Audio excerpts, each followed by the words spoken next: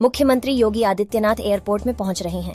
थोड़ी ही देर में गोरखपुर पहुंचे के प्रधानमंत्री नरेंद्र मोदी एयरपोर्ट पर सीएम योगी पीएम मोदी का पालन करेंगे और आप में तैयारियां यहां पर की गई हैं।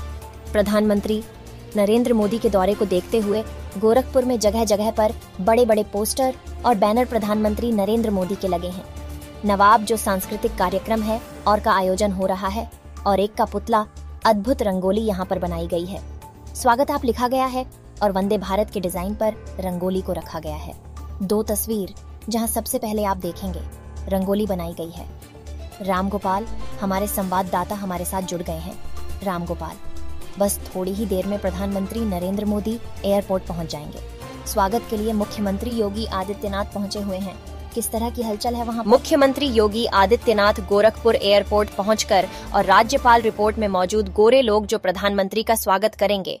खैर में से बाद लड़के अंदर प्रधानमंत्री और जाएंगे और वहां पर जो और दोनों ने उनका स्वागत करेंगे तो आपको खुद भाजपा के वरिष्ठ नेता भी वहां पर मौजूद हो तो प्रधानमंत्री नरेंद्र मोदी का स्वागत करेंगे। और पर वादा तो अंदर ही नहीं, उसके प्रधानमंत्री के स्वागत को ऐतिहासिक बनाने की कोशिश की है और दौरे को ऐतिहासिक बनाने लिए भाजपा की तरफ भाजपा कार्यकर्ता प्रधानमंत्री का स्वागत करेंगे और सांस्कृतिक मंत्रालय और उसमें भी कई जगहों पर तो प्रदेश के कलाकार हैं, उनको लगाया बुंदेलखंडी हो जाए, अमीर हो या फिर गोरखपुर के लोग लगाए गए हैं।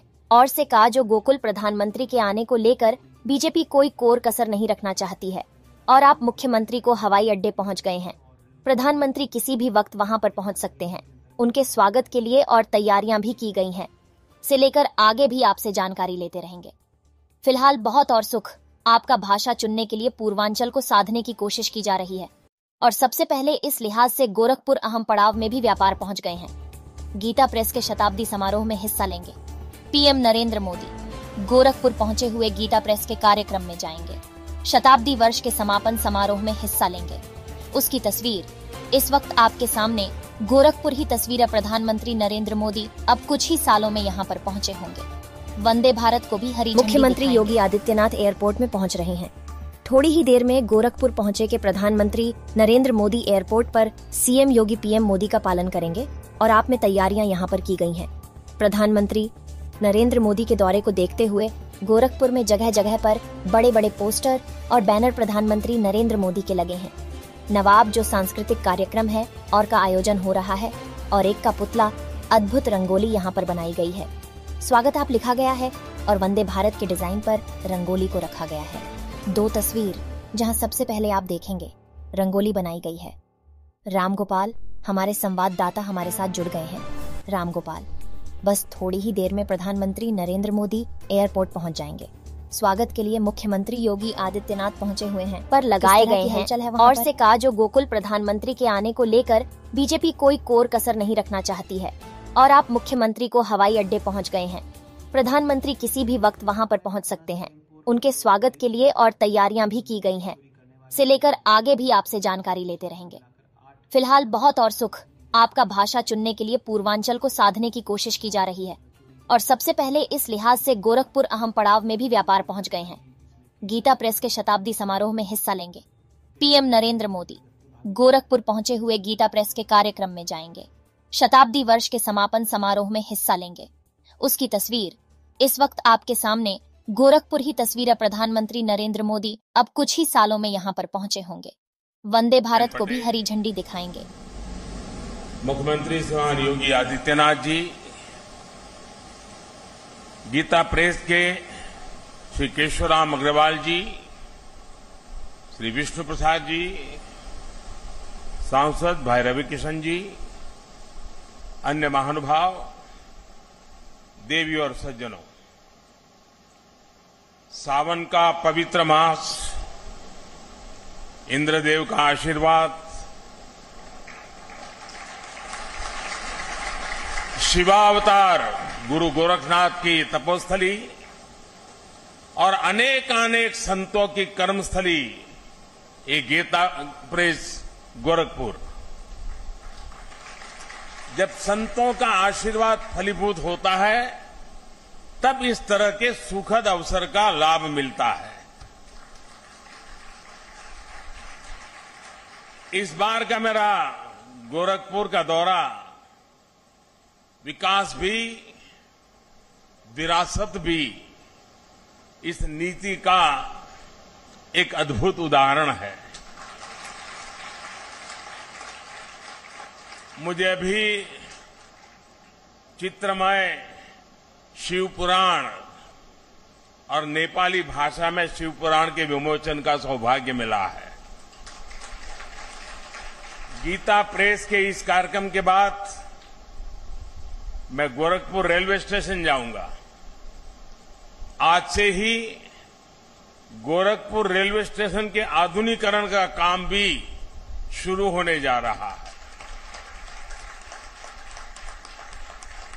और मैंने जब से सोशल मीडिया पर इसकी तस्वीरें डाली है, लोग हैरान होकर के देख रहे हैं।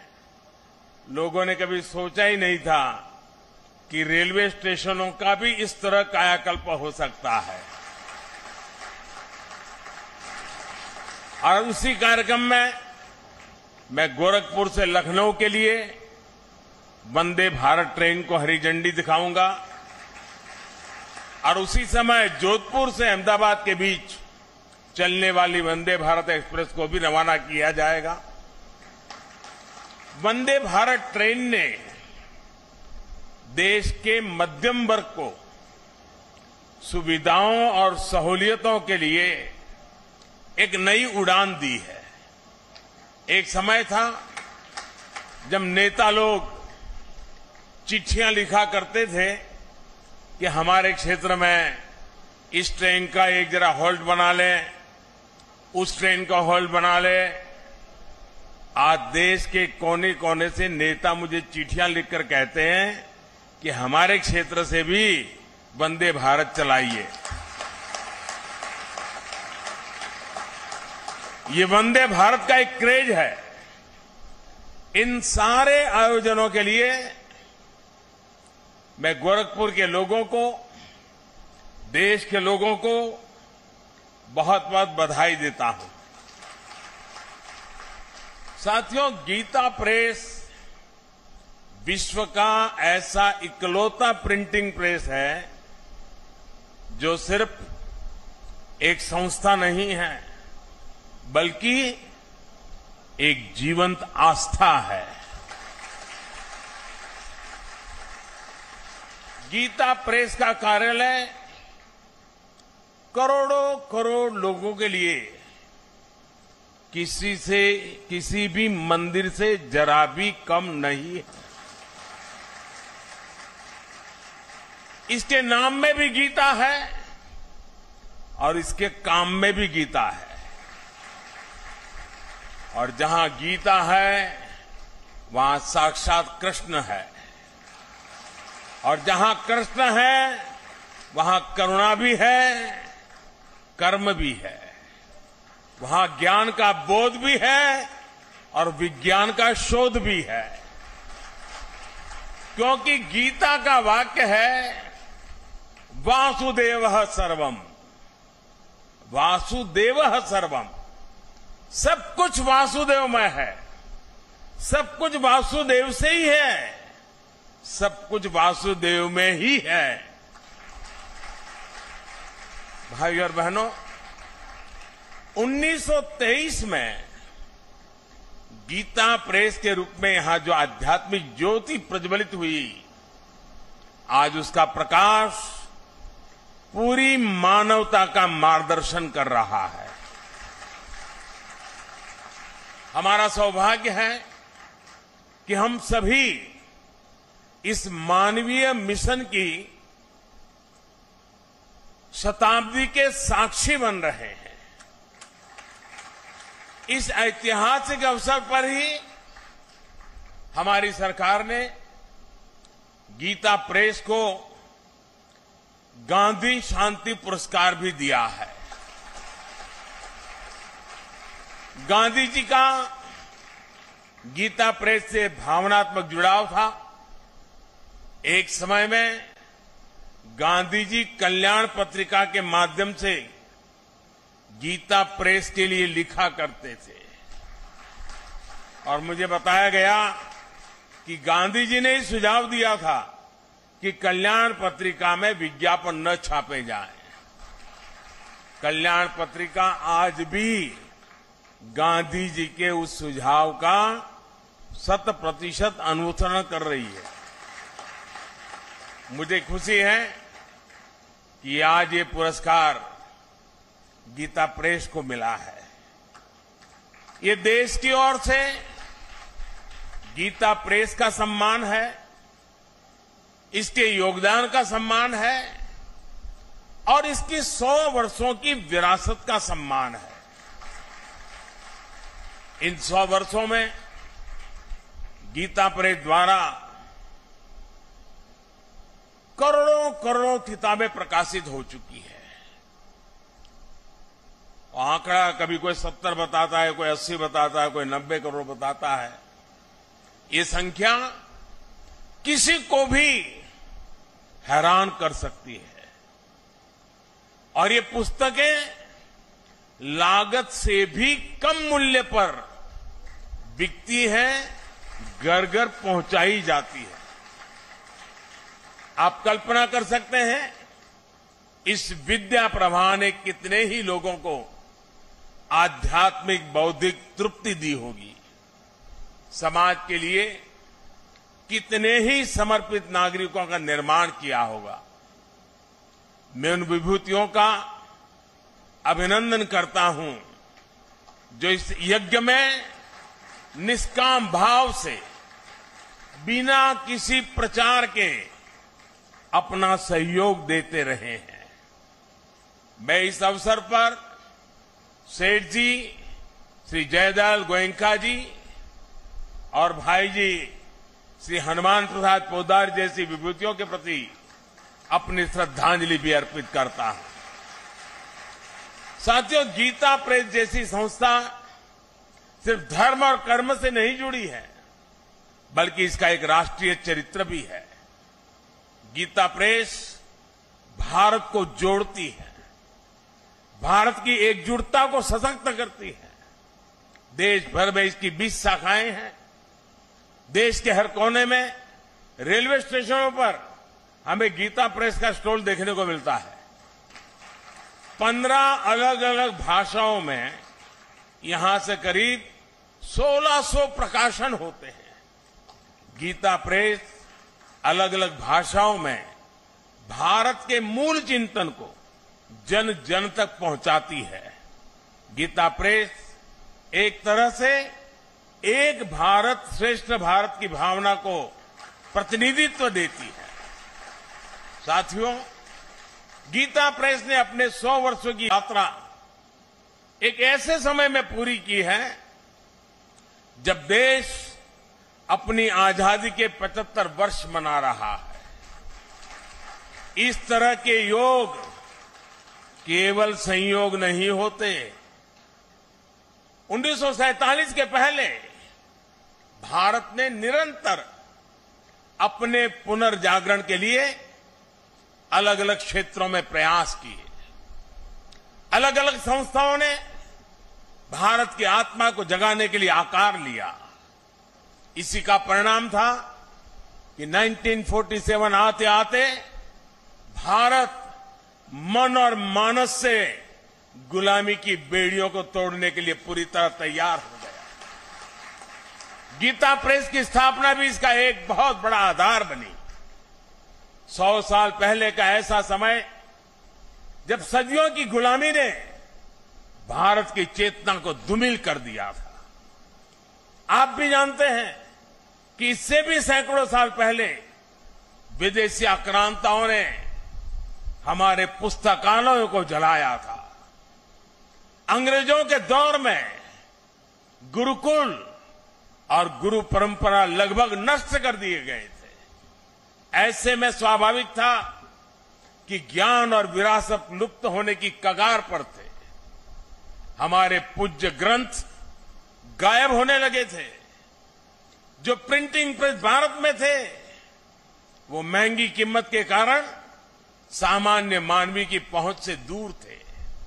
आप कल्पना करिए, गीता और रामायण के बिना हमारा समाज कैसे चला रहा होगा। जब मूल्यों और आदर्शों के स्रोत ही सूखने लगे तो समाज का प्रवाह अपने आप थमने लगता है। लेकिन साथियों, हमें एक बात और याद रखनी है। हमारे भारत की अनादि यात्रा में ऐसे कितने ही पड़ाव आए हैं जब हम और ज्यादा परिष्कृत होकर के निकले हैं। कितनी ही बार अधर्म और आतंक बलवान हुआ है, कितनी ही बार सत्य पर संकट के बादल मंडराए हैं, लेकिन तब हमें श्रीमद् भागवत गीता से ही सबसे बड़ा विश्वास मिलता है। यदा यदा ही धर्मस्य ग्लानिर्भवति भारत अभ्युत्थानम अर्धमस्य तदात्मानम सृजाम्यहम्। अर्थात जब जब धर्म की सत्ता पर, सत्य की सत्ता पर संकट आता है, तब तब ईश्वर उसकी रक्षा के लिए प्रकट होते हैं। और गीता का 10वां अध्याय बताता है कि ईश्वर कितनी ही विभूतियों के रूप में सामने आ सकता है। कभी कोई संत आकर समाज को नई दिशा दिखाते हैं, तो कभी गीता प्रेस जैसी संस्थाएं मानवीय मूल्यों और आदर्शों को पुनर्जीवित करने के लिए जन्म लेती है। इसलिए ही 1923 में जब गीता प्रेस ने काम करना शुरू किया, तो भारत के लिए भी उसकी चेतना और चिंतन का प्रवाह तेज हो गया। गीता समेत हमारे धर्म ग्रंथ फिर से घर घर गूंजने लगे। मानस फिर से भारत के मानस से हिलमिल गई। इस ग्रंथों से पारिवारिक परंपराएं और नई पीढ़ियां जुड़ने लगी। हमारे पवित्र ग्रंथ आने वाली पीढ़ियों की थाती बनने लगे। साथियों, गीता प्रेस इस बात का भी प्रमाण है कि जब आपके उद्देश्य पवित्र होते हैं, आपके मूल्य पवित्र होते हैं, तो सफलता आपका पर्याय बन जाती है। गीता प्रेस एक ऐसा संस्थान है जिसने हमेशा सामाजिक मूल्यों को समृद्ध किया है, लोगों को कर्तव्य पथ का रास्ता दिखाया है। गंगा जी की स्वच्छता की बात हो, योग विज्ञान की बात हो, पतंजलि योग सूत्र का प्रकाशन हो, आयुर्वेद से जुड़ा आरोग्य अंक हो, भारतीय जीवन शैली से लोगों को परिचित करवाने के लिए जीवनचर्या अंक हो, समाज में सेवा के आदर्शों को मजबूत करने के लिए सेवा अंक और दान महिमा हो, इन सब प्रयासों के पीछे राष्ट्र सेवा की प्रेरणा जुड़ी रही है, राष्ट्र निर्माण का संकल्प रहा है। साथियों, संतों की तपस्या कभी निष्फल नहीं होती, उनके संकल्प कभी शून्य नहीं होते। इन्हीं संकल्पों का परिणाम है कि आज हमारा भारत सफलता के नित्य नए आयाम स्थापित कर रहा है। मैंने लाल किले से कहा था, और आपको याद होगा, मैंने लाल किले से कहा था कि ये समय गुलामी की मानसिकता से मुक्त होकर अपनी विरासत पर गर्व करने का समय है। और इसलिए शुरुआत में भी मैंने कहा, आज देश विकास और विरासत दोनों को साथ लेकर चल रहा है।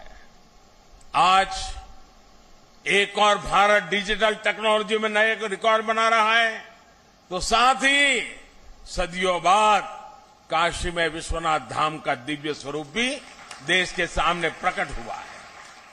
आज हम वर्ल्ड क्लास इंफ्रास्ट्रक्चर बना रहे हैं, तो साथ ही केदारनाथ और महाकाल महालोक जैसे तीर्थों की भव्यता के साक्षी भी बन रहे हैं। सदियों बाद अयोध्या में भव्य राम मंदिर का सपना, हमारा सपना पूरा होने जा रहा है। हम आजादी के 75 साल बाद भी अपनी नौसेना के झंडे पर गुलामी के प्रतीक चिन्ह को ढो रहे थे। हम राजधानी दिल्ली में भारतीय संसद के बगल में अंग्रेजी परंपराओं पर चल रहे थे। हमने पूरे आत्मविश्वास के साथ इन्हें बदलने का काम किया है। हमने अपनी धरोहरों को, भारतीय विचारों को वो स्थान दिया है जो उन्हें मिलना चाहिए था। इसलिए अब भारत की नौसेना के झंडे पर छत्रपति शिवाजी महाराज के समय का निशान दिखाई दे रहा है। अब गुलामी के दौर का राजपथ कर्तव्य पथ कर बनकर कर्तव्य भाव की प्रेरणा दे रहा है। आज देश की जनजातीय परंपरा का सम्मान करने के लिए देश भर में जनजातीय स्वतंत्रता सेनानी म्यूजियम बनाए जा रहे हैं। हमारी जो पवित्र प्राचीन मूर्तियां चोरी करके देश के बाहर भेज दी गई थी, वो भी अब वापस हमारे मंदिरों में आ रही है। जिस विकसित और आध्यात्मिक भारत का विचार हमारे मनीषियों ने हमें दिया है, आज हम उसे सार्थक होता हुआ देख रहे हैं। मुझे विश्वास है हमारे संतों, ऋषियों, मुनियों, उनकी आध्यात्मिक साधना भारत के सर्वांगीण विकास को ऐसे ही ऊर्जा देती रहेगी। हम एक नए भारत का निर्माण करेंगे और विश्व कल्याण की अपनी भावना को सफल बनाएंगे। इसी के साथ आप सभी का इस पवित्र अवसर पर मुझे आपके बीच आने का मौका दिया और मुझे भी इस पवित्र कार्य में कुछ पल के लिए क्यों नहीं आपके बीच बिताने का अवसर मिला। मेरे जीवन का इस सद्भाग्य है। आप सबका मैं फिर से एक बार हृदय